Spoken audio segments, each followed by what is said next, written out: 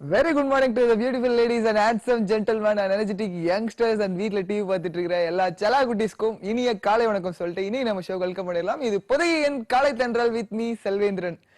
இன்னைக்கு ரொம்ப பயங்கர பிரைட்டா இருக்கேன்ல, திங்கட்கிழமை வெளிச்சமா இருக்கு. எதனால இந்த வெளிச்சம் இருக்கும்? கருத்து திங்கட்கிழமை கருத்து தானே சொல்லுவேன். எல்லாம் நெட்ல காப்பி அடிச்சிட்டா வெங்கடேசனா கருத்து ஓனாவும் சொல்ல தெரியும். இப்ப சொல்லட்டுமா? சம்மர் வெயில் முடிஞ்சிருச்சு. வெயிலுக்கு முடிஞ்சாலும் அந்த கருத்து மட்டும் சொல்ற பாருங்க. அடிச்ச சூரியன்ல எனக்கு அப்படியே பயங்கரமா யோசிச்ச கருத்து என்ன அப்படின்னா, சூரியன்ல இருந்து ஒளி கிடைக்குது இல்ல, அது மாதிரி நம்ம நிறைய பேருக்கு வாழ்க்கையில ஒளி கொடுக்காலும் பரவாயில்ல, அதை மறைக்கிற மேகமா மட்டும் இருக்கவே கூடாது. அது என்னன்னு புரிஞ்சிருச்சு இல்ல? எஸ், என்னைக்குமே யாரும் ஒருத்தவங்க ஒளி கொடுக்குறோமோ இல்லையோ அந்த ஒளியை மறைக்கிற மேகமா மட்டும் இருக்காதீங்க அப்படின்னு சொல்லி இன்னைக்கு ஓப்பனிங்ல நான் சொன்ன கருத்து இதுதான். முக்கியமா இன்னொரு விஷயம் சொல்லி ஆகணும். இன்னைக்கு குழந்தை தொழிலாளர்கள் ஒழிப்பு தினம். கண்டிப்பா நிறைய சாதனையாளர்கள் நம்ம தேசப்பிதாவே சொல்லியிருக்காரு, குழந்தைகள் வருங்கால தலைவர்கள் அப்படின்னு சொல்லியிருக்காரு. அந்த வார்த்தைக்கு இணங்க இன்னைக்கு ஷோ சிறப்பா ஸ்டார்ட் பண்ணிடலாம். ஃபர்ஸ்ட் நம்ம பார்க்க போற செக்மெண்ட் என்ன அப்படின்னு பாத்தீங்கன்னா, கண்டேன் சக்தி பீடங்கள்ல நம்ம பார்க்க போறது நைனா தேவி. அதை குறித்து வாங்குறதுக்காக வந்துட்டே இருக்காங்க. இப்ப அந்த செக்மெண்ட் உங்களுக்காக வந்துட்டே இருக்கு, பாருங்க. கண்டேன் சக்தி பீடங்களை. இந்நிகழ்ச்சியை வழங்குபவர்கள் கோபுரம் குங்குமம். குங்குமம் கொடுங்க. இது தூய்மையான குங்குமமா? அப்ப எந்த குங்குமம் வாங்குறது? கோபுரம் குங்குமம் பரிசுத்தமானது, பக்திக்கு உகந்தது. கோபுரம் குங்குமம்.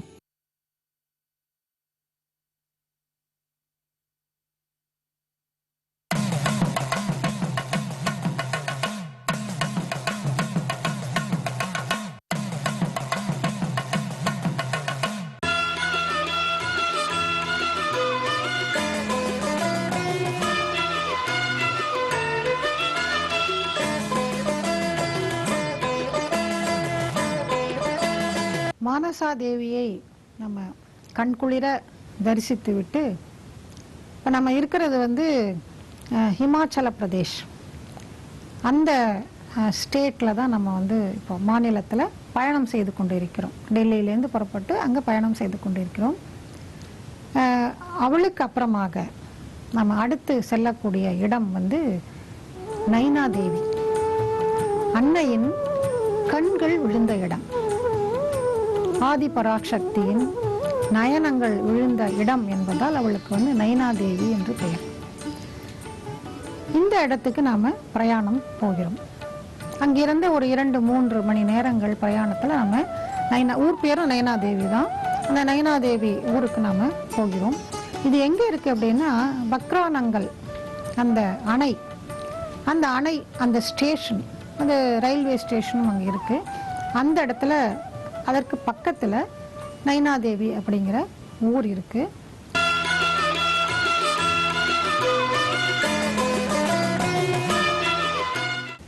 இந்த இடங்களில் இருக்கின்ற மலைகளுக்கு சிவாலி மலைகள் அப்படிங்கிறது பேர்.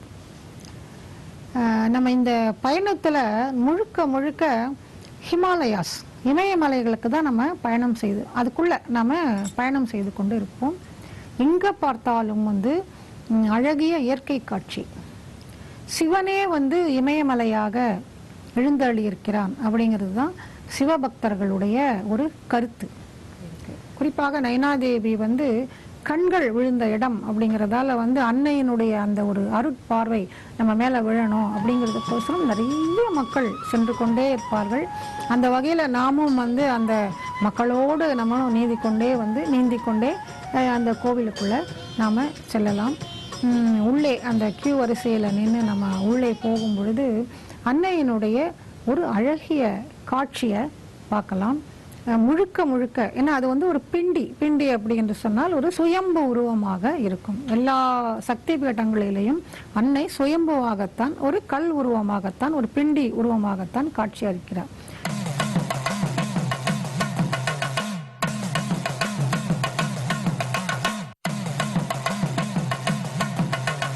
இங்கேயும் அப்படிதான் இருப்பாள்.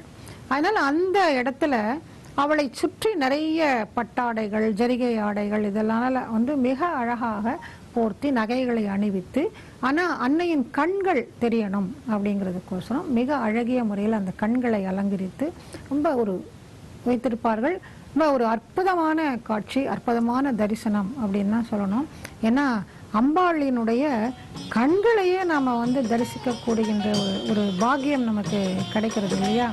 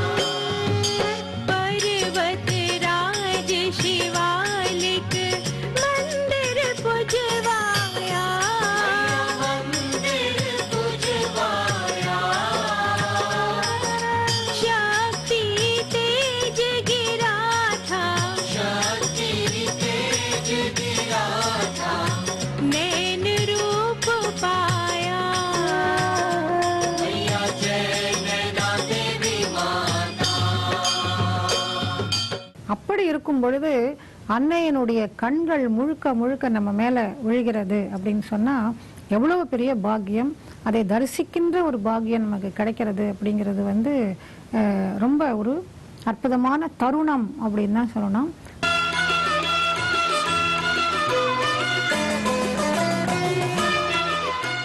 அங்கேயும் க்ஷேத்திரபாலகர் உண்டு.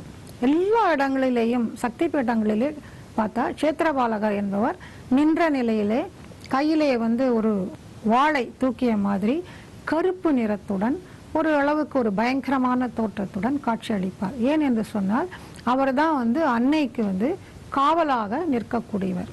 அவரே க்ஷேத்திரபாலகர். 52 சக்தி பீடங்களிலும் இந்த க்ஷேத்திரபாலகரை நாம பார்க்க முடியும். அவரையும் துதித்து விட்டு அன்னையை பற்றி பேசும்பொழுது அவள் இங்கே எப்படி வந்தாள் அப்படிங்கிறதுக்கு ஒரு கதை உண்டு. அது வந்து முன்னாடி முற்காலத்துல பழைய காலத்துல நிறைய மரங்களும் செடிகளும் பசுமையாகவும் இருக்கின்ற நிலையில் அங்கே வந்து மாடுகளை எல்லாம் மேய்த்து கொண்டிருந்த ஒருவர் அந்த மாதிரி வந்து அந்த பக்கம் சுத்தி வந்து கொண்டே இருந்தார். அந்த சமயத்துல ஒரு பசுமாடு என்ன பண்ணிச்சா வந்து ஒரு இடத்துல மட்டும் பாலை தானாகவே சொரிந்து கொண்டு இருந்திருக்கிறது. இது அவர் கவனிச்சிருக்காரு. 1 நாள் 2 நாள் 3 நாள் இப்படியே பார்த்துக்கிட்டே வந்திருக்காரு. ஏன் இந்த இடத்துல வந்து இந்த கோமாதா இந்த மாதிரி பண்ணுது அப்படிங்கிற மாதிரி அவருக்கு வந்து ஒரு சந்தேகம் வந்தது. அது அந்த இடத்துல அவர் தோண்டி பார்க்கும் பொழுது அவருக்கு வந்து ஒரு சுயம்பு மாதிரி, அதனால அவருக்கு என்ன அப்படிங்கிறது புரியல. அவர் வந்து அதை பார்த்தாரு, அது என்னன்னு தெரியல. சரின்னு சொல்லிட்டு பேசாம விட்டுட்டார். அன்றைக்கு இரவு கனவுல அவருக்கு அன்னை தோன்றி, நான் தான் வந்து இந்த மாதிரி வந்து நயனாதேவி, அன்னையின் நயனங்கள் சதிதேவியின் நயனங்கள் விழுந்த இடம் இது, இந்த இடத்துல நான் ஆவிர்வவிச்சிருக்கேன், நீ வந்து உன்னுடைய நாட்டு அரசனுக்கு போய் இதை சொல்லி இந்த இடத்துல வந்து ஒரு கோயில் கட்ட சொல்லு அப்படின்னு சொல்லிட்டு கட்டளை இட்டு இருக்கிறாள். அதை கேட்ட உடனே இவர் வந்து மறுநாள் ரொம்ப பரவசமாகி உடனே போய் அந்த ராஜாவிடம் போய் அவர் சொல்லியிருக்கார். அதுக்கப்புறமாக அந்த இடத்தையெல்லாம் சரி பண்ணி ஒரு அருமையான ஒரு கோவிலை வந்து அவர் கட்டுகிறார். இப்படி உருவானது தான் வந்து நயனாதேவியினுடைய அந்த ஸ்தலம்.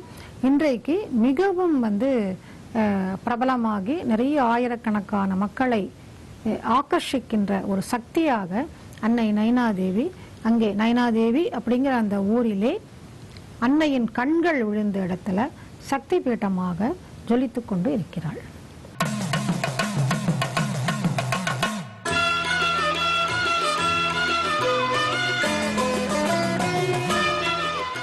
ஏழாவது ஸ்லோகம். ஓம் ஸ்ரீ குங்குமம் பீடரூபிணி ஓம் ரிம் ருத்திதாயி தேவி ருதுதாமாதேவ்யை நமஹ. ஓம் ருதுதாமாருகாராக்ஷா ரக்தவர்ணா விருஷஸ்திதா दक्षे पाशवरो धत्ते तथा वामेऽङ्कुशाभयौ ॐ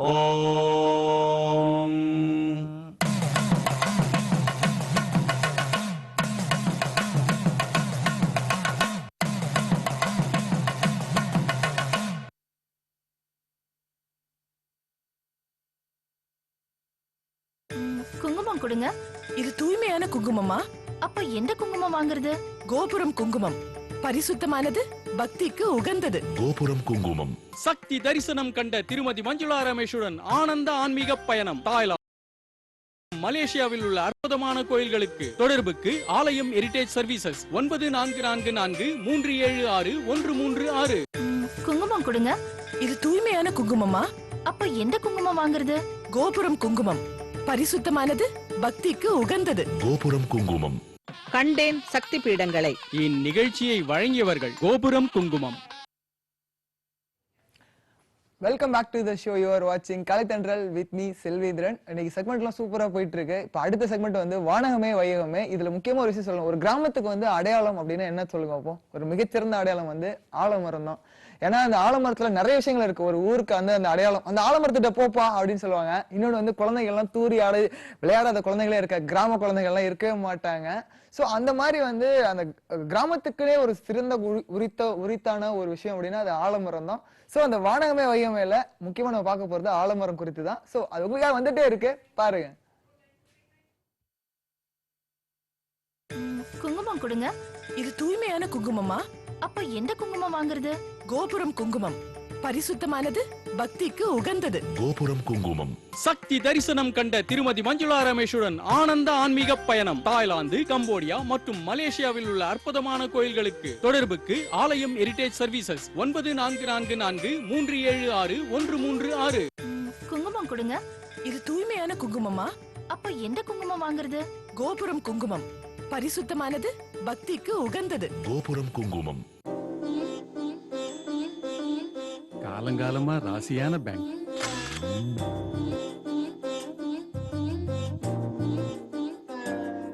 ஈஸியான பேங்க். City union bank. ராசியான பேங்க், ஈஸியான பேங்க்.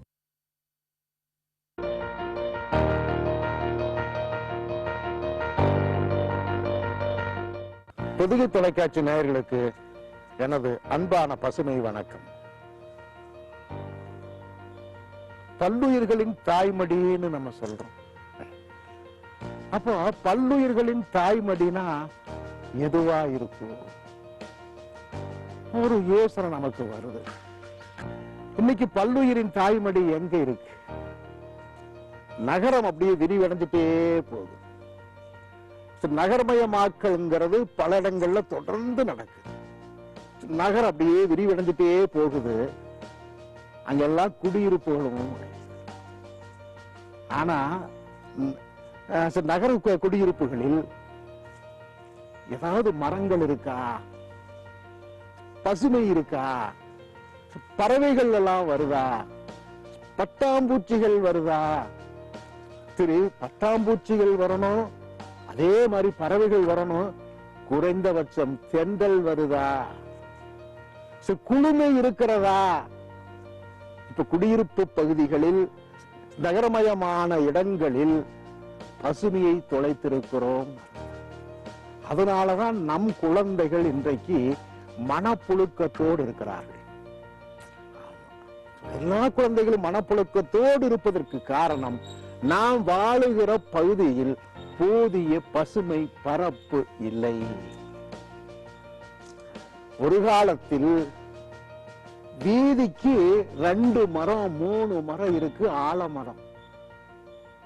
இன்னைக்கு ஊருக்கு 1 இருக்கானா பதில் இல்லைன்னு தான் வரும். பல இடங்கள்ல ஆலமர ஸ்டாப்னு டிக்கெட் வாங்குறான் பஸ்ல. இப்படி போய் இறங்கினா ஆலமர ஸ்டாப் இறங்குங்கிறா, இறங்கி பார்த்தா ஆலமரத்தை காணோம். அங்க ஒரு புரோட்டா கடை இருக்கு. இப்படி ஆலமரங்கள் இன்னைக்கு இல்லை. இப்ப ஆலமரம்னா என்ன? ஆலமரம் என்பது வெறும் மரம் அல்ல. ஆலமரம் நம் பாட்டிகள் பாட்டன்கள் படித்த பள்ளிக்கூடம். ஒரு காலத்தில் ஆலமரம்தான் பள்ளிக்கூடம். அங்குதான் படித்தார்கள் நம் பாட்டனும் பாட்டியும் படித்தார்கள். ஆலமரம் ஒரு ஊராட்சி மன்றம். அங்கு கூடித்தான் நம்ம ஊருக்கு என்னென்ன கொண்டு வரலாம் என்று மக்கள் திட்டமிட்ட இடம் ஆலமரம். ஆலமரம் ஒரு சந்தை. உள்ளூர்ல என்னென்ன விளையுதோ அதையெல்லாம் கொண்டு வந்து விற்று நமக்கான பொருளாதாரத்தை ஈற்றுகிற இடம் ஆலமரத்தின் அடிகள். ஆலமரம் ஒரு கலையரங்கம். விடிய விடிய கூத்து பார்த்த இடம் ஆலமரத்தின் அடியில் தான். ஆலமரத்தின் அடியில் இருந்துதான் நாம் கலை வளர்த்தோம். இன்னைக்கு அந்த ஆலமரங்கள் எங்கே? இப்படி இவ்வளவு மிக முக்கியமான சிறப்பு வாய்ந்திருக்கிற அந்த ஆலமரங்கள், அந்த ஒவ்வொரு மரங்களும் எங்கே? அகண்டு விரிந்த வேறும் விழுதுகளமாய் தொங்கி இருந்த ஆலமரங்கள் எங்கே? சாலை விரிவாக்கத்தில் பல ஆலமரங்கள் சாய்க்கப்பட்டன. சாலைகள் பெருசாயிட்டே இருக்குது, ஆலமரங்களும் பசுமையும் சுருங்கிட்டே இருக்கு.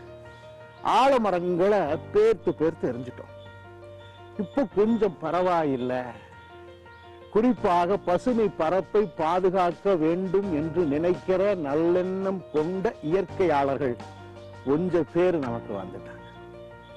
இவங்க என்ன பண்ணுனாங்கன்னா, ஒரு 100 வருஷம் 200 வருஷம் இருந்த ஆலமரத்தை சாலை விரிவாக்கத்தில் பெயர்த்து தூர எரியாமல் அதை தோண்டி எடுத்து வந்து ஓரிடத்தில் நட்டு வைக்கலாமே. அப்படி ஒரு ஏன் விடணும் ஒரு ஆலமரத்தை? இப்படி எனக்கு தெரிய திருப்பூரில் வனத்துக்குள் திருப்பூர்னு ஒரு அமைப்பு இருக்கு. அவங்க என்ன பண்ணாங்க, 3 பெரிய ஆலமரங்கள் சாலை விரிவாக்கத்தில் சாய்க்கப்படும் போது அதை வேரோடு கொண்டு வந்து மாவட்ட ஆட்சியர் அலுவலகத்தில் அரசுக்கு சொந்தமான இடத்துல 3 ஆலமரங்களையும் நட்டு வச்சிருக்காங்க. அது மட்டுமல்ல, 80 பெரிய வேப்ப மரங்கள், அவையெல்லாம் 100 வருஷம் கடந்த வேப்ப மரங்கள். 100 வருஷம் கடந்த அந்த மரங்களை என்ன பண்றாங்க, மரப்பெயர்ச்சி. நம்ம எல்லாம் கேட்டிருக்கிறோம், சனி பெயர்ச்சி தான் பண்ணி கேட்டிருக்கோம். இப்ப செய்யறது எல்லாமே மரப்பெயர்ச்சி. 80 மரங்களை வேரோடு கொண்டு வந்து ஆங்காங்கு நட்டு வச்சிருக்கிறாங்க. இப்படியான திட்டங்கள் எங்கெங்க இருக்குன்னா, கோயம்புத்தூர்ல நடக்குது, திருச்சியில இருக்கு. இப்ப ஊருக்கு கொஞ்சம் பேர் இப்படி இதெல்லாம் பண்றாங்க. இப்ப ஆலமரங்களை நாம ஏன் பாதுகாக்கணும்னு சொன்னா, ஆலமரத்தை நம்ம பேசும்போதே சொன்னா பல்லுயிரின் தாய்மடின்னு சொன்னோம். ஆலமரத்துல எத்தனை உயிர்கள்! ஆலமரம் பழம் பழுத்தா ஏராளமான பறவைகள் வரும். குயில் வரும், கிளி வரும், நாகனவாய் வரும், ஆக்கை வரும். அவ்வளவு பழந்துண்ணி பறவைகளும் ஆலமரத்தை அப்படியே முடிச்சுட்டே இருக்கும். 15 வகையான எறும்புகள் இருக்கு. ஆமா, ஊர்வன பள்ளிகள் 5-6 வகை பள்ளிகள் இருக்கு. சற்று ஏறக்குறைய 1000க்கும் மேற்பட்ட உயிர்களுக்கு வாழ்வளிக்கிற மரம் ஆலமரம். அதனாலதான் நம்ம ஆலமரத்தை பல்லுயிரின் தாய்மடின்னு சொன்னோம். இப்ப பல்லுயிரின் தாய்மடியை நாம் பாதுகாக்க வேண்டும். நான் ஏன் பாதுகாக்கணும்னா, குறிப்பா பறவைகளுக்கும் ஆலமரத்துக்கும் ஒரு உறவு இருக்கு. இதையெல்லாம் சாப்பிட்டு விட்டு ஆழம் விதைகளை இந்த மண்ணில் தூவுகிற போது ஆழ மதைகள் செழித்து வளர்கின்றன. ஒவ்வொரு ஆழம் விதைகளும் செழித்து வளருவதற்கு பறவைகளின் எச்சம் காரணமாக இருக்கிறது.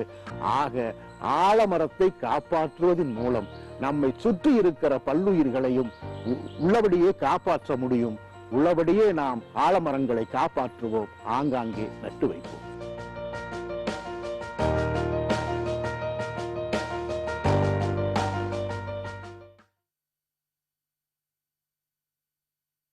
குங்குமம் கொடுங்க. இது தூய்மையான குங்குமமா? அப்ப எந்த குங்குமம் வாங்குறது? கோபுரம் குங்குமம். பரிசுத்தமானது, பக்திக்கு உகந்தது. கோபுரம் குங்குமம். சக்தி தரிசனம் கண்ட திருமதி மஞ்சுளா ரமேஷுடன் ஆனந்த ஆன்மீக பயணம். தாய்லாந்து, கம்போடியா மற்றும் மலேசியாவில் உள்ள அற்புதமான கோயில்களுக்கு. தொடர்புக்கு ஆலயம் ஹெரிடேஜ் சர்வீசஸ் 9444376136. குங்குமம் கொடுங்க. இது தூய்மையான குங்குமமா? அப்ப எந்த குங்குமம் வாங்குறது? கோபுரம் குங்குமம். பரிசுத்தமானது, பக்திக்கு உகந்தது. Gopuram Kumkumam. Welcome back to the show. You are வாட்சிங் கலெக்டண்டல் வித் மீ செல்வேந்திரன். காலையில அப்படியே ஒரு சூடா ஒரு டீ குடிச்சிட்டு இந்த மாதிரி காலைத்தண்டல ஃப்ரீஸியா பாக்குறப்போ மைண்ட் அப்படி ஒரு ரிலாக்ஸேஷனா இருக்கும். இதை நானும் வழங்கிட்டு இருக்கேன், நீங்களும் வந்து ஷோ பாத்துட்டு இருக்கீங்க, சூப்பரா தொகுத்து வழங்கிட்டு இருக்கேன்னு நான் சொன்னேன். முக்கியமா வந்து ஆலமரத்தை பத்தி பேசும்போது கீழே உட்காந்து ஏன் பேசுன்னு சொல்லுங்கன்னா, அந்த கிராமத்து ஒரு வழக்கம் என்னன்னா மண்ணோட மண்ணா இணைந்து விளையாடுறது அந்த குழந்தைகளுக்கான உரித்தான விஷயம். ஆலமரத்துல வந்து முக்கியமா எல்லாம் தூரியாடுன்னு சொன்னோம். ஆனா அதுல இன்னொரு முக்கியமான விஷயம் இருக்கு. ஆயிரம் பறவைகள் கூடு கட்டி உயிர் வாழக்கூடிய ஒரு மிகச்சிறந்த ஒரு மரம் அது ஆலமரம் தான். ஆலமரத்துல அத்தனை பறவைகள் கூடு கட்டி வாழும், ஒவ்வொரு இடம் மாறிட்டே இருக்கும். சோ அவ்வளவு பெரிய ஒரு இருப்பிடம் கூட சொல்லலாம் ஆலமரம். அத்தகைய ஆலமரத்தை பத்தி சூப்பரா தெரிஞ்சிருப்பீங்க. இப்ப அடுத்ததை நம்ம பார்க்க போற செக்மெண்ட், நான் கையில காஃபி வச்சிருக்கேன். இதுக்கும் இன்னொரு விஷயம் இருக்குது. என்ன அப்படின்னா விருந்து. என்னப்பா ப்ரொடக்ஷன்ல விருந்து, தமிழ் விருந்து. அதாவது தமிழ் விருந்து செக்மெண்ட்ல வந்து நம்ம முக்கியமா வந்து நிறைய விஷயங்கள் சொல்ல போறாரு. யார் அப்படின்னு பாத்தீங்கன்னா டாக்டர் பேராசிரியர் முனைவர் திரு கு ஞானசம்பந்தம் அவர்கள் தான் வந்து நிறைய விஷயங்கள் சொல்ல போறாங்க. உங்களுக்காக வந்துட்டே இருக்கு, பாருங்க அந்த செக்மெண்ட்.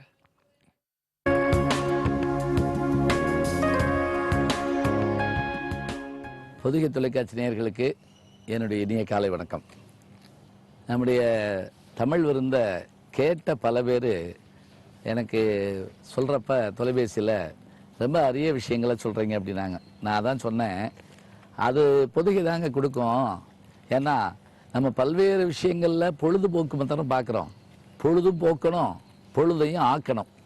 நம்ம காலையில் புறப்பட்டு போகிறப்ப ஒரு 4 செய்தி, நல்ல செய்தி விழுந்தா நல்லது காதல் அப்படின்னு சொல்கிறோம் இல்லையா, அது மாதிரி தான். இப்போ 10 பாட்டு 8 தொகை எல்லாம் பார்த்தோம். திருக்குறள்னு சொன்ன உடனே எல்லாருக்கும் அது மேலே ஒரு தனி மரியாதை வருது. மறை நூல் அப்படின்னு அதுக்கு பேர், வேதங்களுக்கு இணையானது அப்படிங்கிறோம்.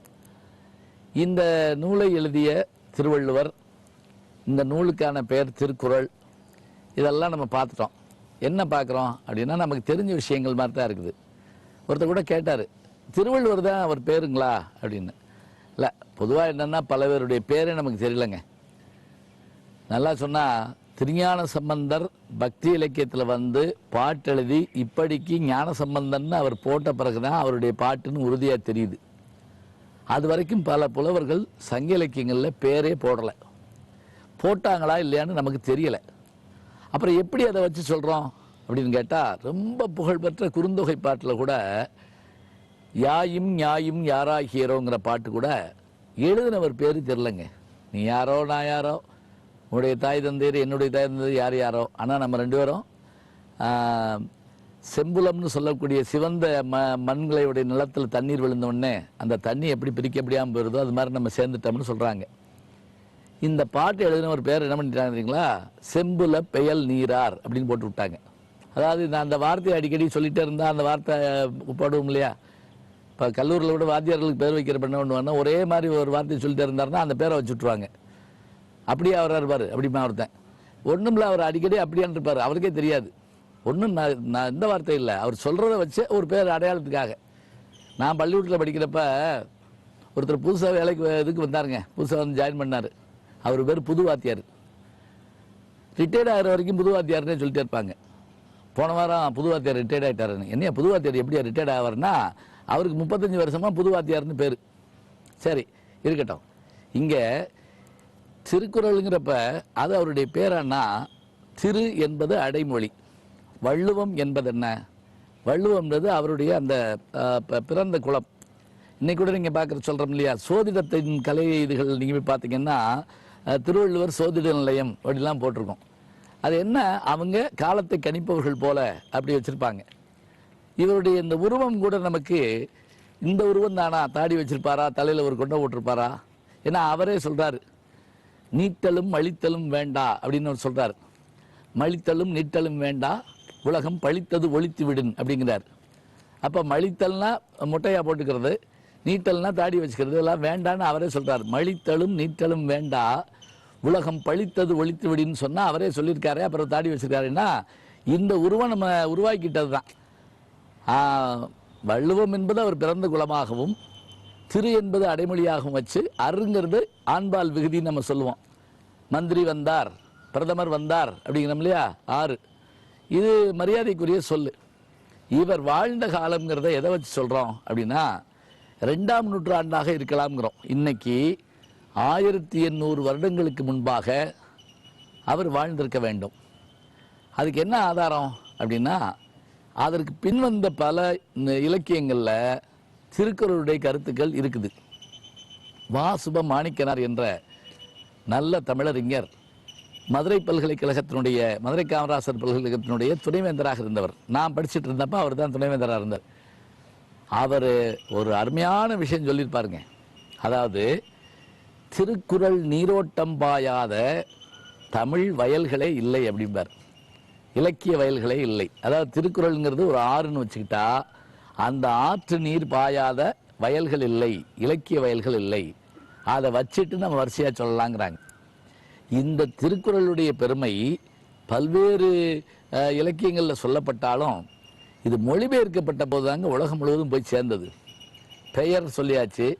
எவ்வளோ எழுதினார் அப்படின்னு சொன்னால், இதில் கூட 1330 அப்படின்னு ஒரு நம்ம சொல்லும்ல, என்னங்க ஒரு ரவுண்ட் பண்ணாமல் இருக்குது அப்படின்னு கேட்போம்ல. 1500 இல்லை, 2000 இல்லை, 400 இல்லை, 300 இல்லை, 330 இருக்கு அப்படிங்கிறோம். ஒருவேளை இதுதான் நமக்கு கிடைச்சிருந்துருக்கலாம். 1330, 133 அதிகாரங்கள், ஒரு அதிகாரத்துக்கு 10 திருக்குறள்.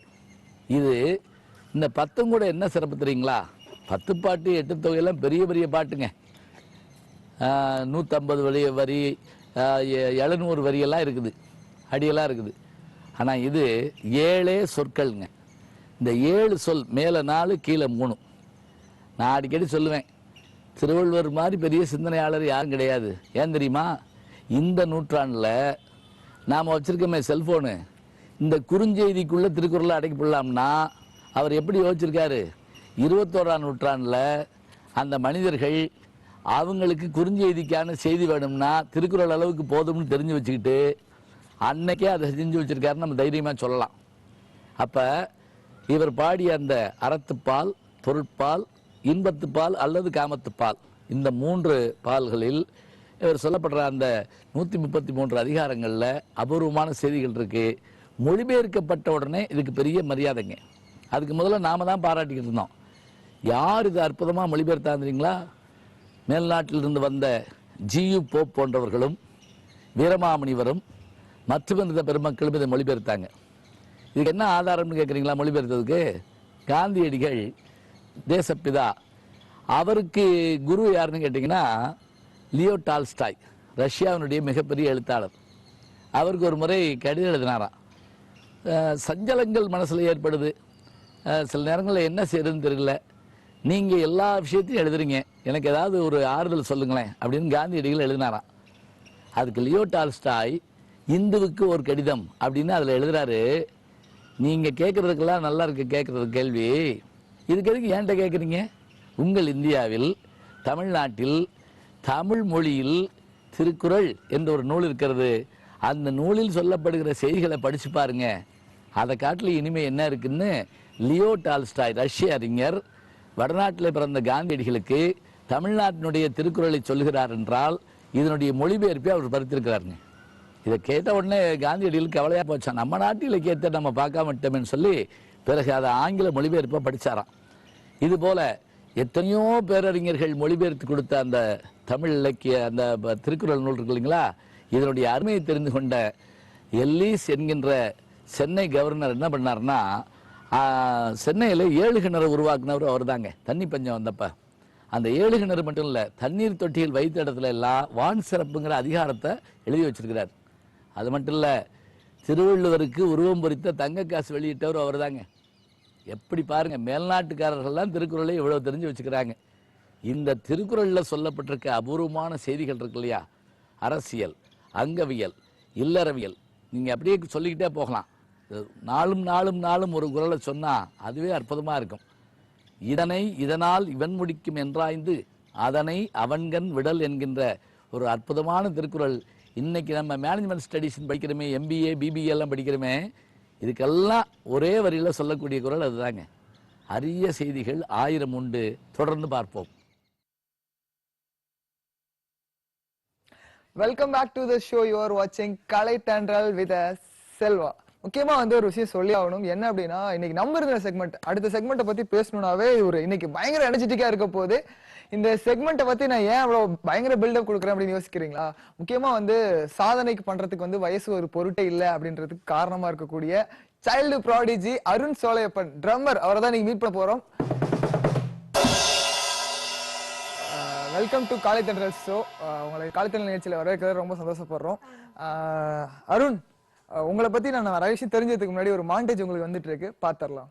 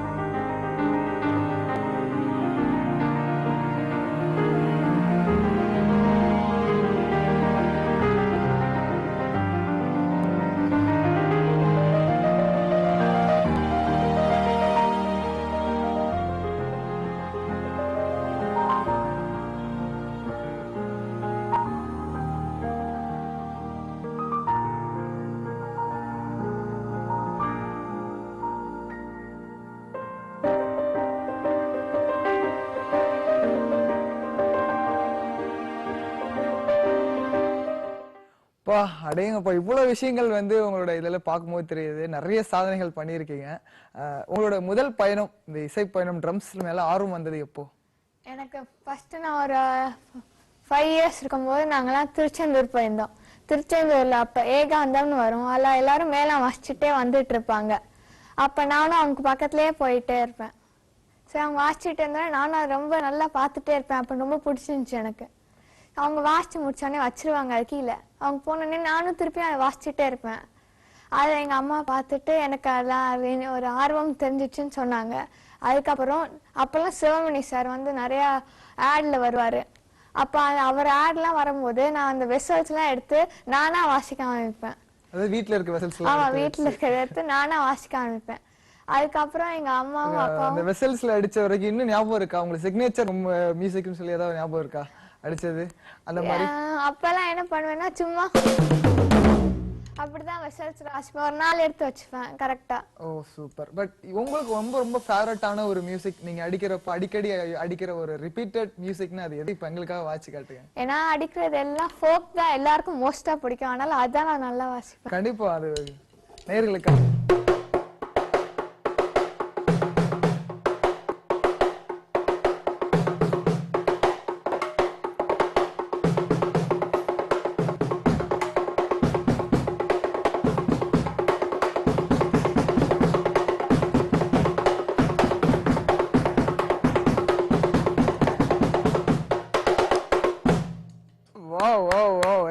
சீரியஸா வந்து எனக்கு அப்படியே ரத்தம் ஊறி ஆடுற அளவுக்கு சூப்பரா வாசிக்கிறீங்க. இந்த ஆர்வம் வந்து நீங்க ட்ரம்ஸ்ல வந்து நிறைய சாதனைகள் படிச்சுட்டு இருக்கீங்க, அதாவது சைல்டு ப்ராடிஜி. உங்களுக்கு வந்து இந்த ஆர்வம் வரப்போ வீட்டுல எப்படி ரெகக்னைஸ் பண்ணாங்களா? பேரண்ட்ஸ் ஒத்துக்கிட்டாங்களா? ஒத்துக்கிட்டாங்க. ஃபர்ஸ்ட் அம்மா தான் பார்த்தாங்க, அப்புறம் அப்பா பார்த்துட்டு எங்க அப்பாவும் அம்மாவும் வள்ளியப்பன் அங்கிள்ட்டு அவங்கள்ட்ட போய் கேட்டாங்க சிவமணி சாரை பார்க்க. அவரை சிவமணி சார் அப்பதான் நாங்க பார்க் ஷெரட்டன் ஹோட்டல்ல போய் இதை பெர்மிஷன் கிடைச்சி அவரை பார்த்தோம். அப்போ அவர் சொன்னாரு, ஃபர்ஸ்ட் அவர் என் ஏஜ் கேட்டார். அப்போ ஏஜ் கேட்டோம், நான் வந்து 5ன்னு. அப்புறம் உனக்கு ட்ரம்ஸ் பிடிக்குமா, ட்ரம்ஸ்ல எப்படி ஆர்வம் வந்துச்சு எல்லாம் கேட்டாரு. அப்புறம் நானும் சொல்லிட்டே இருந்தேன். அப்புறம் நாங்கள் கேட்டோம், உங்கள்கிட்ட எப்போ நாங்கள் கிளாஸ் கற்றுக்கலான்னு கேட்டோம். அதுக்கு அவர் சொன்னார், அவர் மோஸ்ட்டாக பாம்பேயில் இருக்கனால அவர் பிரதர் பிரேம்குமார் சார்கிட்ட போய் கற்றுக்க சொன்னார். ஆனா அவர் வந்தாலும் எங்க நிறைய ப்ரோக்ராம்ஸ் கொடுப்பாரு. சூப்பர். அப்போ நீங்க வந்து 5 வயசுல ட்ரம் ஸ்டார்ட் பண்ணீங்க. அப்போ எல்லாரும் பாத்தீங்கன்னா 5 வயசுல புது எடுத்து படிப்பா அப்படின்னு சொல்லி டார்ச்சர் பண்ணுவாங்க. உங்க வீட்ல வந்து படிக்கவும் சொல்லியிருப்பாங்க, ட்ரம்ஸ் பண்ண சொல்லியிருப்பாங்க. உங்களுக்கு ஈஸியா இருந்துச்சா? படிக்கிறதும் இதுவும் ரெண்டு ஈஸியா டேக்கிள் பண்ண முடிஞ்சதா? ரெண்டும் ஈஸியா தான் இருந்துச்சு. மோஸ்டா ட்ரம்ஸ் வந்து ஈவினிங்ல வாசிச்சா கரெக்டா இருக்காது, ஏன்னா அப்பதான் எல்லாரும் ரெஸ்ட் எடுக்கிற டைம். அதனால ஸ்கூல் விட்டு வந்தோடனே ஒரு ½ அன் ஹவர் ப்ராக்டிஸ் பண்ணிப்பேன். அதுக்கப்புறம் ஹோம் ஒர்க் அசைன்மெண்ட்ஸ் எல்லாம் வீட்ல பண்ணுவேன். ஓ, இது இதுக்குன்னு ஒரு டைம் டிவியேஷன் ஒதுக்கி வச்சு நீங்க பண்ணிட்டு இருந்தீங்க. அப்படியா? Super, great. இந்த வயசுல, சின்ன வயசுல உங்களுக்கு இவ்வளவு பெரிய பிளானிங் இருந்திருக்கு. முக்கியமான ஒரு கேள்வி கேட்டே ஆகணும். இந்த ட்ரம்ஸ் இதுல வந்து நீங்க சாதனை பண்ணிக்கிறீங்க. இதுல நிறைய ஸ்டேஜஸ் எல்லாம் இருக்காம, என்னென்ன ஸ்டேஜஸ் இருக்கு, என்னென்ன கோர்சஸ் இருக்கு ட்ரம்ஸ்ல? டோட்டலா 8 கோர்சஸ் இருக்கு. அதெல்லாம் கிரேட் 1, கிரேட் 2, கிரேட் 3, கிரேட் 4 சொல்லுவாங்க. அது ஒரு கிரேட்லயும் அவங்க என்ன பண்ணுவாங்கன்னா ஒரு 5 மியூசிக் சாங்ஸ் கொடுத்துருவாங்க, பீசஸ் நோட்ஸ்ல கொடுப்பாங்க. அதை நம்ம வந்து கத்துக்கணும். இது ஸ்னாட்னா அவங்க செகண்ட் லைன்ல ஒரு நோட் கொடுப்பாங்க, அதை கத்துக்கிட்டு நம்ம வாசிக்கணும். அதை வந்து ஒரு எக்ஸாம் ட்ரினிட்டி காலேஜ் ஆஃப் லண்டன்ல இருந்து வந்து நம்மள வந்து எக்ஸாமின் பண்ணுவாங்க, எப்படி இந்த பையன் வாசிக்கிறான். அதுக்கு ஏத்த மாதிரி மார்க் போடுவாங்க. 75 அபவ்னா மெரிட், 87னா டிஸ்டிங்ஷன், அந்த மாதிரி மார்க் போடுவாங்க. அது பாஸ் ஆயிட்டாதான் நெக்ஸ்ட்ல கிரேடு கொடுப்பாங்க. கிரேடு. வாவ், இது உள்ள இவ்வளவு விஷயங்கள் இருக்குன்றது எங்களுக்கு எங்கெல்லாம் தெரிஞ்சிருக்கு. கண்டிப்பா அந்த சர்டிபிகேட்லாம் இருக்கு, பாத்துறலாம். இந்த சர்டிபிகேட் ஆக்சுவலி அது என்னன்னு சொல்றீங்களா? இது வந்து ட்ரினிட்டி காலேஜ் ஆஃப் லண்டன்ல இருந்து பிரிண்ட் பண்ணி வருது. இது பிரிண்ட் பண்றதுக்கே 1 இயர் எடுத்துப்பாங்க. 1 இயர் பிரிண்ட்க்கு? ஆமா, இது ரொம்ப ஹைலி வேல்யூபிளான சர்டிபிகேட். அது யாரும் ஒரிஜினல் காப்பி எல்லாம் அவ்வளவு சீக்கிரமா கொடுக்க மாட்டாங்க. ஓ, கிரேட். இப்போ வந்து இந்த கிரேட் 1, கிரேட் 2 இருக்குல்ல, சோ இதுல வந்து இப்போ எத்தனை கிரேட் இருக்கு சொன்னீங்க? 8 கிரேட்ஸ் இருக்கா? அப்ப 7th கிரேட் எங்க ப்ளே பண்ணி காட்டுங்க.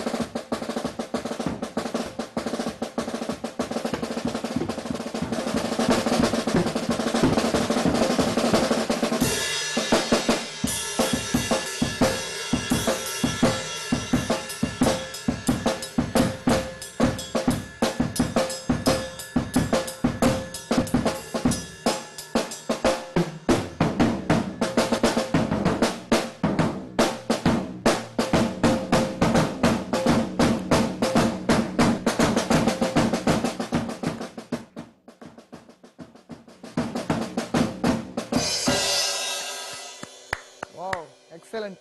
டக்குன்னு கிரேட்ல கேட்டா நீ மியூசிக் டீச்சர் நினைச்சிடாதீங்க. பட் சீரியஸா எப்படி இருக்கும்னு தெரியாது எங்களுக்குலாம். பட் நீங்க வாசிச்சும் போதே தெரிஞ்சது 7th கிரேட் இந்த லெவலுக்கு இருக்கும் போல. சின்ன வயசுல எல்லாரும் பார்த்து அதிசயிக்கக்கூடிய ஒரு விஷயம், இவ்வளோ ஒரு டேலண்டடான பர்சனா இருக்கீங்க. நீங்க ஃபாரின்ல எல்லாம் போய் கான்சர்ட் பண்ணிருக்கீங்க, சிங்கப்பூர், மலேசியால. சோ அந்த எக்ஸ்பீரியன்ஸ் பத்தி சொல்லுங்க. சிங்கப்பூர்ல நான் வந்து பாலிடெக்னிக் இதுல போய் பண்ணியிருந்தோம் ப்ரோக்ராம். அது 2 days ப்ரோக்ராம். அதுல வந்து Reena ma'am, Rahman sir sister, அதுக்கப்புறம் மனோ சார் எல்லாரும் வந்திருந்தாங்க. அவங்க எல்லாம் 2 days ப்ரோக்ராம். அதுல பாஸ்கி சார் தான் வந்து இன்டர்வியூ பண்ணாரு, அவர் தான் காம்பேரர். அப்ப எனக்கு வந்து ஒரு சோலோ ஸ்லாட் கொடுத்தாங்க. அப்புறம் கொஞ்சம் பாட்டுக்கு வாசிக்க சொன்னாங்க. என்ன பாட்டு வாசிக்க ஞாபகம் இருக்கா? அப்ப வந்து காட்டுக்குயிலே. காட்டுக்குயிலே எங்களுக்காக. Okay, come on, ready. காட்டுக்குயிலே.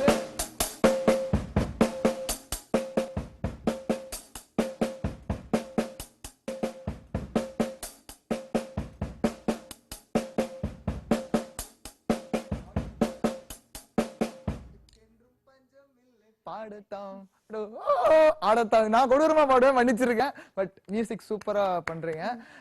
நீங்க அந்த நிறைய பேர்ட்ட அப்ளாஸ் வாங்கியிருப்பீங்கல்ல, இது வரைக்கும் ரொம்ப சூப்பரா ஆச்சு, இவங்க பிளஸ் பண்ணது இன்னும் ஹாப்பியா இருக்கு அப்படின்னு மீட் பண்ண அந்த பிளஸ் பண்ண பர்சன் யாரு? அப்ப வந்து சிவமணி சார் கூட அப்ப வந்து கல்பாக்கம்னு பாண்டிச்சேரி கிட்ட இருக்கு. நைட் 1 o'clock கிட்ட. அது எப்பயும் அந்த டிசம்பர் மந்த்ல தான் அந்த ப்ரோக்ராம் வரும். அது ஓம்கார சுவாமிகள் வருவாங்க அப்ப அந்த ப்ரோக்ராமுக்கு. நைட் அது நல்லா மழை பெய்யும். அங்க போகும்போது காரே அப்படி ஷேக் ஆகிற மாதிரி மழை, அவ்வளோ காத்து அடிச்சிச்சு. அப்ப வந்து 1 மணிக்கு தான் ஸ்டார்டே பண்ணுவாங்க. அப்ப நான் சின்ன பையன்தான். அப்ப வந்து நான் ஸ்லீப் பண்ணவே இல்லை அன்னைக்கு.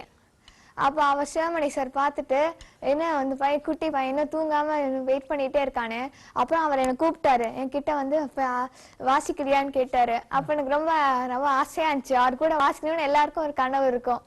எனக்கும் அந்த மாதிரி இருந்துச்சு. அவர் கூப்பிட்டோடனே உடனே போய் வாசிச்சேன். அதுவும் 1 to 1, யாரும் இல்லை, அவருக்கு வாசிச்சாரு, நானும் வாசிச்சேன். அதுதான் ரொம்ப மெமரபிளா இருந்துச்சு. அவரும் அவங்களோட ஓம்கார சுவாமிகள்லாம் என்னை வந்து சேர்ந்து பிளஸ் பண்ணாங்க. அதுதான் ரொம்ப ஹைலி மெமரபிளான மூமெண்ட் எனக்கு. Great, super. கண்டிப்பா உங்க சாதனைக்கு அதுவும் ஒரு மைல்கல் கூட சொல்லலாம். இப்போ வந்து நீங்க இந்த வாசிக்கிறீங்கல்ல இந்த ட்ரம்ஸ், இதை தவிர வேற என்ன விஷயங்கள்லாம் உங்களுக்கு ஹாபிஸ், என்னென்ன இன்ட்ரெஸ்ட்லாம் இருக்கு? வேற ட்ரம்ஸை தவிர நான் வந்து ஸ்போர்ட்ஸ் எனக்கு ரொம்ப பிடிக்கும். டிராயிங் பண்ணுவேன். டிராயிங்? ஆமா, டிராயிங். அப்புறம் மிருதங்கம் வாசிப்பேன். மிருதங்கம்? ட்ரம்ஸோட சேர்த்து மிருதங்கமும்? ஆமா, அது ஏன்னா தாளத்துக்கு ட்ரம்ஸுக்கு மிருதங்கம் தான் ஹெல்ப் பண்ணும். அப்படியா? பரவாயில்ல, விஷயம் தெரிஞ்சிருச்சு. Information got it. சோ மிருதங்கத்துல என்னென்ன விஷயங்கள் ஏத்து வச்சிருக்கீங்க? அதுல என்னென்ன, அதுல ஸ்டேஜ் ஏதாவது இருக்கா? மிருதங்கம் ஸ்டேஜ்னு எதுவும் இல்ல, கரெக்டா தாளத்துக்கு வாசிக்கணும். அவங்க டிஃபரெண்டா அந்த மிருதங்கனா அந்த போட்டோல காட்டிட்டு இருக்கீங்களே அதுதானே? ஆமா. ஆக்சுவலி நான் பார்த்தது வந்து ரொம்ப சூப்பர். ஏன்னா நான் பார்த்தது கவுண்ட் பண்ணிக்கல, என்ன கோடி வரணும்னால அந்த கேட்டகரி. பட் இவ்வளவு ஆர்வமா நீங்க கத்துக்கிறீங்க, கண்டிப்பா நீங்க மிகப்பெரிய சாதனை படைப்பீங்க. முக்கியமா நீங்க ஸ்விம்மிங் எல்லாம் பண்ணுவீங்கன்னு கேள்விப்பட்டனே, அப்படியா? ஆமா, ஸ்விம்மிங், அப்புறம் நிறைய மாரத்தான் எல்லாம் போயிருக்கேன். மாரத்தான்? ஆமா. கிரேட். அதெல்லாம் ஃபினிஷ் பண்ணிருக்கீங்க? பண்ணிருக்கேன். சூப்பர். ஏன்னா ஒரு பையன் ஒரு விஷயத்துல டேலண்டடா இருக்கலாம், இல்ல 2 விஷயத்துல டேலண்டடா இருக்கலாம். எல்லா விஷயத்திலயும் பையன் டேலண்டடா இருக்குன்றது கண்டிப்பா வந்து அதுக்கு முக்கிய காரணம் அந்த பையனோட ஈடுபாடு, இன்ட்ரெஸ்ட் அண்ட் பேரண்ட்ஸோட சப்போர்ட் ரெண்டும் தான். அதுக்கே வந்து ஒரு கிரேட் சல்யூட் தான் சொல்ல உண்மையா. முக்கியமா அருண், உன்கிட்ட கேட்கக்கூடிய அடுத்த கொஸ்டின், கூட இருக்க ஃப்ரெண்ட்ஸ் உங்ககிட்ட எப்படி அப்ரோச் பண்றாங்க? ஏன்னா நீ ஒரு ட்ரம்மர், உனக்கு மேக்ஸிமம் டைம்ஸ் வந்து நீ யார் கூடயும் ஃப்ரெண்ட்ஸோட எல்லாம் ஸ்பெண்ட் பண்ண டைமே இருக்காது. சோ அப்படி இருந்து நீ ஃப்ரெண்ட்ஸோட ஸ்பெண்ட் பண்ணனும்னா உங்க ஃப்ரெண்ட்ஸ் அவங்களுக்கு ஒரு அப்ரோச் எப்படி இருக்கும் உன்கிட்ட? அவங்க என் ஃப்ரெண்ட்ஸ் தான். நான் என்ன ப்ரோக்ராம் கூப்பிட்டாலும் அவங்க தான் ஃபர்ஸ்ட் வருவாங்க. என் ப்ரோக்ராம்க்கு எல்லாருக்கும் வந்து சியர் பண்ணுவாங்க. எல்லாம் நிறைய ப்ரோக்ராம்ஸ்க்கு வந்து சியர் பண்ணி அருண் அருண் அருண்லாம் சொல்லுவாங்க. அப்புறம் எந்த ஈவென்ட் ஸ்கூல்ல நடந்தாலும் ஆச்சாரியாஸ்ட போய் Acharya late Arun play. Super. இப்போ ஒரு சினிமா பாட்டு எங்களுக்காக வாசிச்சு காட்டுங்க. ஓகே, உங்களுக்கு அந்த என்ன தேடி வந்த அஞ்சல பாட்டு. Come on, ready? எனக்காகவே போற மாதிரி இருக்கே.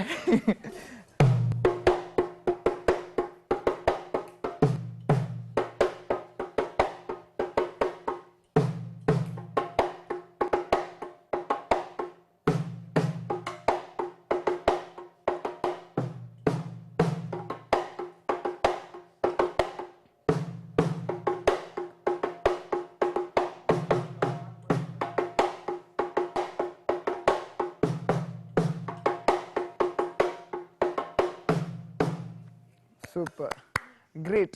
அது என்ன தேடி வந்து அஜல எங்கிட்டு இந்த வயசுலயே சரி, சூப்பர். வந்து ஒரு ஸ்லோ சாங், ஒரு மெலடி சாங் அடிச்சீங்க. பயங்கரமான ஒரு குத்துப்பாட்டு மாதிரி ஒரு ஃபாஸ்ட் பீட் அடிக்கணும்னா எந்த சாங் அடிப்பீங்க? அடிச்சு காட்டுங்க. சாங்னு இல்ல, ஆனா எல்லா ட்ரம்மர்ஸும் இந்த பீட் தான் யூஸ் பண்ணுவாங்க. கண்டிப்பா கண்டிப்பா அதை அடிச்சு காட்டுங்க.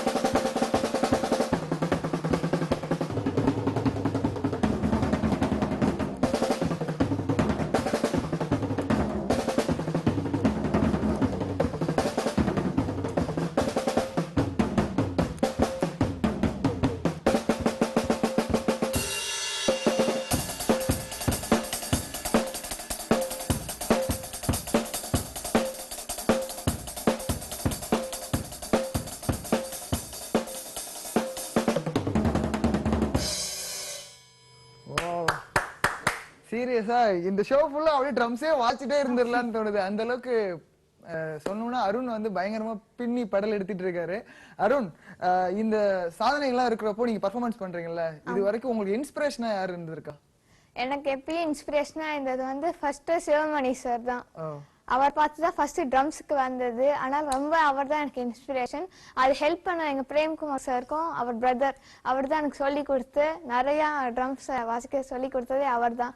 அவர்கிட்ட தான் கிளாஸ்லாம் போய் கத்துக்கிட்டேன். சீரியஸா, ஏன்னா இன்னைக்கு ஷோ பார்த்துட்டு இருக்க நிறைய பேருக்கு நீங்க இன்ஸ்பிரேஷனா இருப்பீங்க. அதுல பிக்ல இருக்கவர் தான் Premkumar sir and Sivamani sir, கரெக்டா? ஆமா.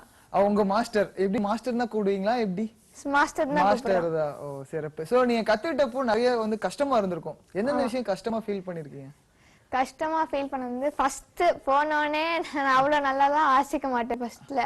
அப்ப வந்து ஒரு எங்க ஸ்கூலுக்கு சோலோ எல்லாம் ப்ரிப்பேர் பண்ணணும். அப்ப நான் சின்ன வயசு தான், அவட்ட நிறைய ஹெல்ப் கேட்டு பண்ணோம். அப்ப எனக்கு சின்ன வயசு அவ்வளவு ஸ்பீடாலாம் வரல. சரி என்னடா இது வர மாட்டேங்குது ப்ராக்டிஸ் பண்ணிட்டே இருந்தேன். அதுதான் ரொம்ப கஷ்டமா இருந்துச்சு எனக்கு தெரிஞ்சு. சீரியஸா வந்து அந்த கஷ்டம்லாம் இன்னைக்கு வந்து வெற்றியா மாறி இருக்குன்னு சொல்லலாம். உங்க இசையால வெளியே வருது. நீங்க ஆள் இவ்வளவுதான் இருந்தாலும் இல்லைன்னா இருந்தாலும் உங்க இசை வேற லெவல்ல இருக்கு. இப்போ உங்களுக்கு வந்து இப்ப எல்லாருக்கும் பிடிக்கிற மாதிரியான ஒரு மியூசிக், ரொம்ப எந்துவா ஜாலியான ஒரு மியூசிக் இப்ப பிளே பண்ணணும். உங்களுக்கும் ஜாலியா ஃபீல் பண்ற மாதிரி ஒரு மியூசிக் எங்களுக்காக பிளே பண்ணி காட்டுங்க. ஓகே.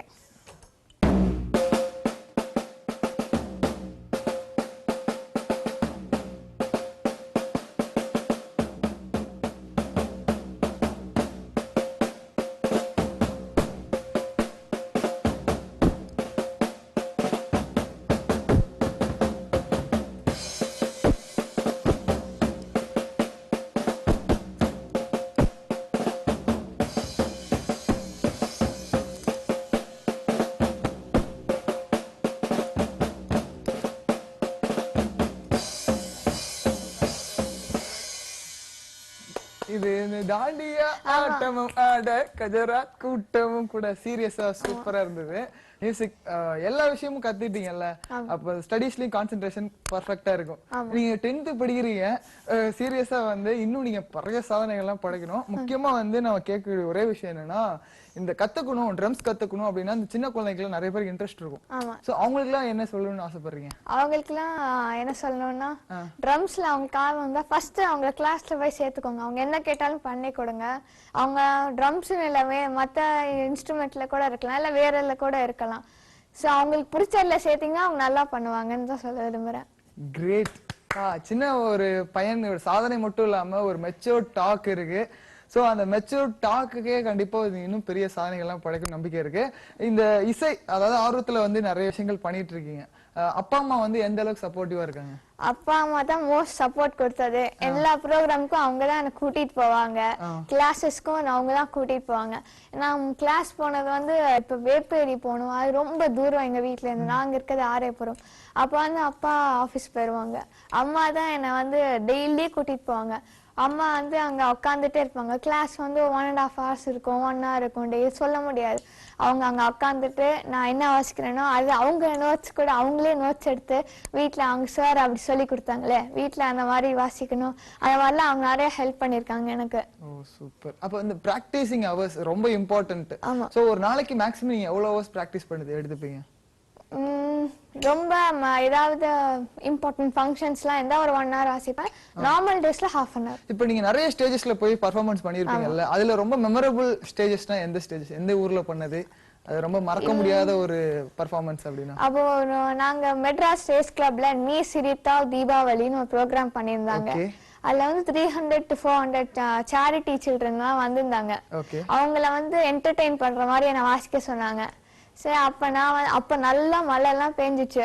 அதுல வந்து நான் வந்து நல்லா என்னோட ட்ரம்ஸ் எல்லாம் ஒரு ஸ்னாரு தூக்கிட்டு போயிட்டு அவங்க பக்கத்துல போய் வாசிச்சேன். அவங்களுக்கும் ஒரு ஸ்டிக்கர் கொடுத்து என் கூட வாசிக்க சொல்லி அவங்களை நிறைய என்கரேஜ் பண்ணேன். அப்புறம் நிறைய பீட்ஸ் எல்லாம் வாசிச்சேன். அவங்க ரொம்ப பிடிச்சிருந்துச்சு. ஃபோக் எல்லாம் வாசிச்சும் போது அவங்க நல்லா ஹாப்பியா இருந்தாங்க. அது ரொம்ப நல்லா இருந்துச்சு. ஒரு சேரிட்டி சில்ட்ரனை நல்லா என்கரேஜ் பண்ண சொன்னேன். அதுதான் ரொம்ப பிடிச்சிருந்துச்சு எனக்கு. கண்டிப்பா ஒரு 300 குழந்தைகளை முக்கியமா வந்து இந்த பிக்க பத்தி நம்ம பேசி ஆகணும். இத பத்தி இந்த அவார்டு வாங்கினத பத்தி அந்த மொமெண்ட் எப்படி இருந்தது சொல்லுங்க. இது வந்து அபிராமி ராமநாதன் சார் தான் எனக்கு இந்த அவார்டு கொடுத்தாரு. இதுக்கு 3 பேருக்கு இந்த அவார்டு கொடுத்தாங்க. கங்கை அமரன் சார், அவருக்கு பதிலா வெங்கட் பிரபு சார் வாங்கிட்டாங்க அந்த அவார்டை. அப்புறம் வானிலை அறிக்கை ரமணனுக்கு பதிலா அவர் ஃப்ரெண்ட் டாக்டர் வாங்கிட்டாரு, ஒரு அங்கிள் வாங்கிட்டாங்க. எங்க 3 பேருக்கும் அந்த அவார்டு கொடுத்தாங்க. அதுல எனக்கு ஃபர்ஸ்ட் சோலோ கொடுத்தாங்க. எனக்கு ரொம்ப ஹாப்பியா இருந்துச்சு. எல்லாரும் வந்திருந்தாங்க, நிறைய பேர் பார்த்தாங்க. கண்டிப்பா மிகப்பெரிய ஜாம்பவான்களோட நீங்களும் வாசிக்கும்போது இப்ப நீங்களும் மிகப்பெரிய ஜாம்பவான் தான். கண்டிப்பா அந்த அவார்டு வாங்கின மொமெண்ட் முக்கியமா இன்னொரு பிக் இருக்கு, அதையும் பாத்திரலாம். ஓகே. அது மாரத்தான் ஓட்டப்பந்தயத்துல நீங்க பார்ட்டிசிபேட் பண்ணதா? ஆமா.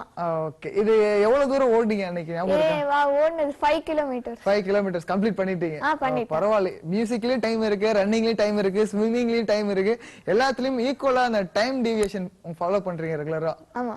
சிறப்பு. ரொம்ப சூப்பரான ஒரு விஷயம். இது நான் சொன்னேன்ல, அந்த நிறைய கான்செப்ட் நீங்க பண்ணிருப்பீங்க இந்த மலேசியால சிங்கப்பூர்ல எல்லாம் பண்ணப்போ அந்த எக்ஸ்பீரியன்ஸ் எப்படி இருந்துச்சு? ஏன்னா ஃபர்ஸ்ட் டைம் ஒரு ஃப்ளைன்ல ஏறி ஒரு ஏரோப்ளேன்ல ஏறி போறதுனாவே ஒரு பயம் இருக்கும், ஒரு எக்ஸைட்மெண்ட் இருக்கும். அதை தாண்டி அந்த பர்ஃபார்மன்ஸ் பண்ணும்போது எப்படி இருந்தது? சோலோவா? சோலோவா பண்ணும்போது கொஞ்சம் நர்வஸா தான் இருந்துச்சு. ஏன்னா நான் பெரிய கிரௌட்ல ஃபர்ஸ்ட் டைம் வாசிக்கிறது, அதுவும் நம்ம இந்தியா வந்து பரவாயில்ல, சிங்கப்பூர் மலேசியால போய் வாசிக்கணும். ஏதாவது நம்ம தப்பு பண்ணக்கூடாது, சரி கரெக்டா வாசிக்கணும், அவங்களை என்கரேஜ் பண்றோம், நல்லா இருக்கணும், அவங்க ஹாப்பியா ஃபீல் பண்ணணும் நம்ம வாசிக்கிறதுனால. அதனால கொஞ்சம் வெல் ப்ரிப்பேர்டா இருந்த அந்த சோலோக்கு மட்டும்தான். அவர் நல்லா வாசிச்சேன். அப்புறம் அவங்க மோஸ்டா தமிழியன்ஸும் வந்திருந்தாங்க, சிங்கப்பூர் தமிழியன்ஸும் வந்திருந்தாங்க. அவங்களுக்கும் பிடிச்சிருந்துச்சு நான் வாசிச்சிருந்தது. கண்டிப்பா. அதுல இருந்து ஒரு 2 பீட் எங்களுக்கு ஜாலியா. ஓகே. சிறப்பு. ஃபோக்ல போலாம். ஃபோக்ல பண்ணிட்டு yeah okay. What are you?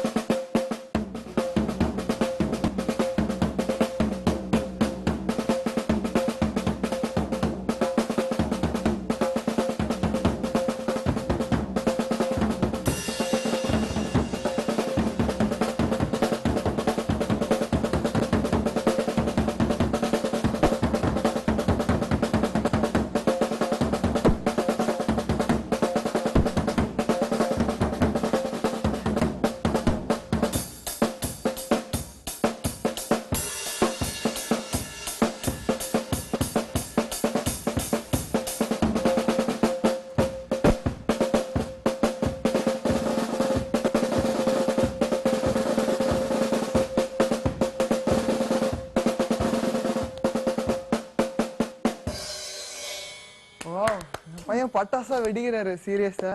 முக்கியமா இப்போ ஒரு போட்டோ இருக்கு, நம்ம அதை பாத்துறலாம். கண்டிப்பா இதை சொல்லுங்க, இந்த மொமெண்ட்டை பத்தி சொல்லுங்க. இது வந்து என் பர்த்டே அப்ப எடுத்தது இந்த போட்டோ. அப்ப நாங்க வந்து எம்ஏஎம் ராமசாமி ஐயா பார்க்க போயிருந்தோம். அவர் தான் அந்த செட்டிநாடு குரூப்ல இருக்காரு, மெயினே அவர் தான். அது ஒரு ட்ரீமா கூட சொல்லலாம், அவரை போய் பாக்குறது. அவரும் பாக்குறது மட்டும் இல்லாம ஒரு பிளெஸிங்ஸும் கொடுத்தாரு எனக்கு. அது என் பர்த்டே ஒரு 1 இயர் முன்னாடி எடுத்தது அந்த போட்டோ. 1 இயர் முன்னாடி எடுத்தது. கிரேட். கண்டிப்பா உங்களுக்கு பெரியவங்களோட ஆசீர்வாதம் கண்டிப்பா இருக்கும். இன்னைக்கு ஷோ பாக்குறதுனால ஒட்டுமொத்த தமிழ்நாடு இல்ல, என்டையர் வேர்ல்டுக்கே நம்ம பொதிகை மூலியமா, காலத்தில நிகழ்ச்சி மூலியமா கண்டிப்பா நிறைய பேரோட பிளஸிங்ஸ் உங்களுக்கு கிடைக்கும்.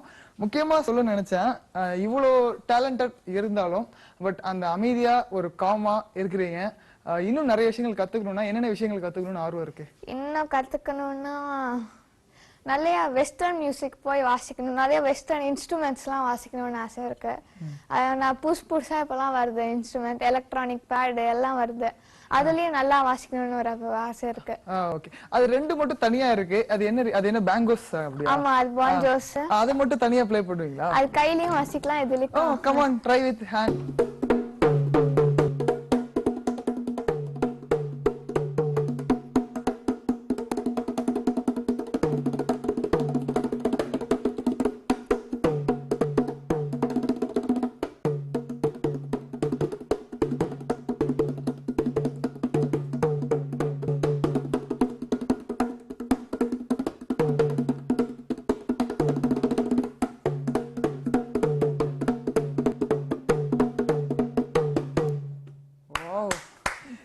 ஸ்டிக்ல மட்டும் இல்ல, என் கையில எவ்வளவு டேலண்ட் இருக்குன்னு பாத்தீங்களான்ற மாதிரி இருக்கு. ரொம்ப சூப்பரா இருந்தது. இப்ப அடுத்ததா இன்னொரு பிக் இருக்கு, அதையும் பாத்திரலாம்.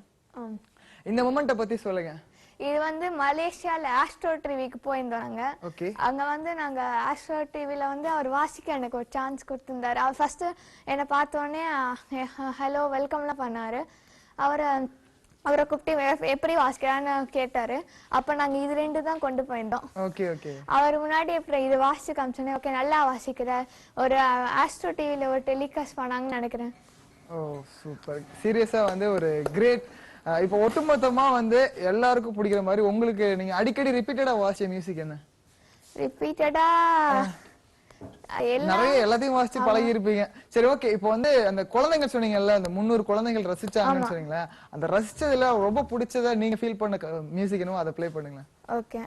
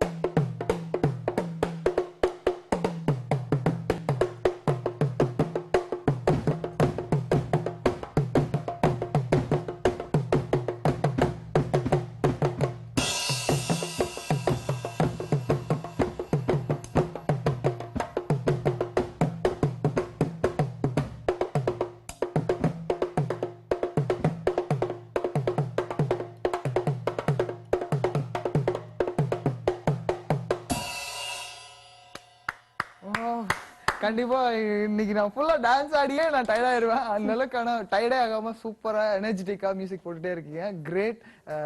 Seriously you are a blessed child ப்ராடிஜின்னு தான் சொல்லணும். கண்டிப்பா இன்னும் நீங்க நிறைய சாதனைகள்லாம் படைக்கணும். இப்போ முக்கியமா வந்து அந்த we came to the end of செஷன்றனால ஒரே ஒரு இன்ஸ்பிரேஷனல் வேர்ட் ஏதாவது சொல்லணும்னா இல்ல குழந்தைகளுக்கும் சரி பேரண்ட்ஸ்க்கும் நீங்க சொல்லணும்னா என்ன சொல்ல ஆசைப்படுறீங்க? எல்லாரும் எதுலயாவது நல்லா தான் இருப்பாங்க, எதுலயும் நல்லா எல்லாம் போக மாட்டாங்க. எல்லாரும் ஒரு சில பேர் ஸ்டடீஸ்ல இருப்பாங்க, சில பேர் மியூசிக்ல இருப்பாங்க, ஆர்ட் எல்லாத்துலயும் இருப்பாங்க. அவங்களை என்கரேஜ் பண்ணா போதும் அவங்க நல்லா வருவாங்க. வேற எதுவும் கண்டிப்பா வந்து இந்த half an hour செக்மெண்ட் உங்களுக்கு பத்தாது. உங்களுக்கு வந்து ஒரு ஹோல் என்டர்டைன்மெண்ட் ஷோவே கொடுக்கலாம். அந்த அளவுக்கு உங்க மியூசிக் சூப்பரா இருந்தது. இந்த வயசுலயே நீங்க இவ்வளவு சாதனைகள் கண்டிப்பா படைச்சிருந்தாலும் இன்னும் நீங்க பல சாதனைகள் படைக்கணும்னு சொல்லி பொதிய டிவி சார்பா வாழ்த்துக்கள் சொல்லிக்கிறோம். கண்டிப்பா வந்து மென்மேலும் நன்றி வணக்கம். பொதிய தொலைக்காட்சியில இருந்து உங்களை வாழ்த்துக்கள் சொல்லிக்கிறோம். நன்றி, விடைபெறுகிறோம். முக்கியமா வந்து இப்ப நம்ம அடுத்ததா பார்க்க போற செக்மெண்ட் என்ன அப்படின்னா நியூஸ். இன்னைக்கு நாட்டு நடப்பு என்னன்றது தெரிஞ்சுக்கணும்ல. நியூஸ் உங்களுக்காக வந்துட்டே இருக்கு, பாருங்க.